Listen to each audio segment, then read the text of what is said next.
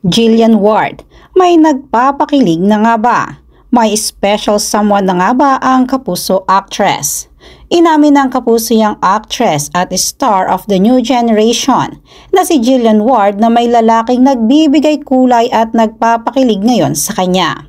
Ayon kay Jillian, hindi pa raw knows ng tinutukoy niyang guy na gusto niya ito, pero may nakapagsabi sa kanya na super crush din siya ng naturang lalaki. Sa kanyang naging interview nga para sa Abot Kamay ang Pangarap. Anya, ito na lang po. So yung gusto ko kasi hindi niya alam na gusto ko siya. Hindi naman po one-sided kasi apparently gusto niya din daw ako pero di ko sinasabi sa kanya na gusto ko din siya. Ganoon po. Yan ang kanyang pagpapaliwanag.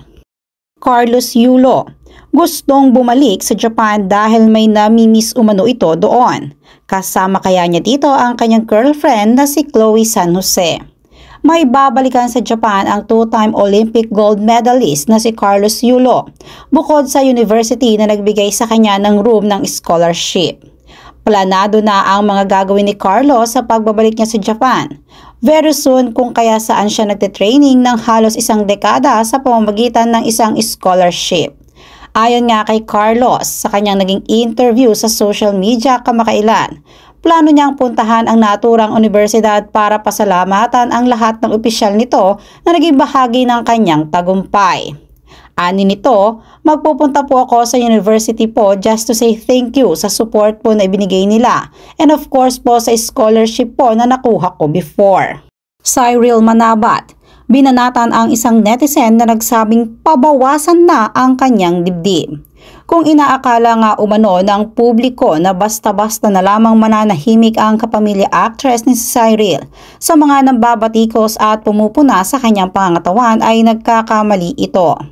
Sa kanyang mga sinabi sa komento ng isang netizen na di ba pwedeng bawasan, parang ang bigat dalhin. Resback naman ni Cyril dito, di ba pwedeng manahimik, parang ang stupid ng comment mo eh. Sa isang comment section pa, ani na lang nagsabi, pinaglihi ka ba sa flower horn? Na hindi rin pinalagpas ng aktres at nireplyan niya itong, oo, ikaw sa putik di ba? Yan ang kanyang mga sinabi sa mga komento. Heart Evangelista, malaki ang pasasalamat sa asawa na si Chis Escudero. Itinuturing na angel ng kanyang buhay. Para sa kapuso actress at international fashion icon na si Heart Evangelista, isang angel ang kanyang asawa na si Senate President Chis Escudero. Pinusuan at nilike ng sandamakmak na netizen ang birthday message ng aktres para sa pinakamamahal nitong asawa nang nag-celebrate nito ng ika-55th birthday noong October 10.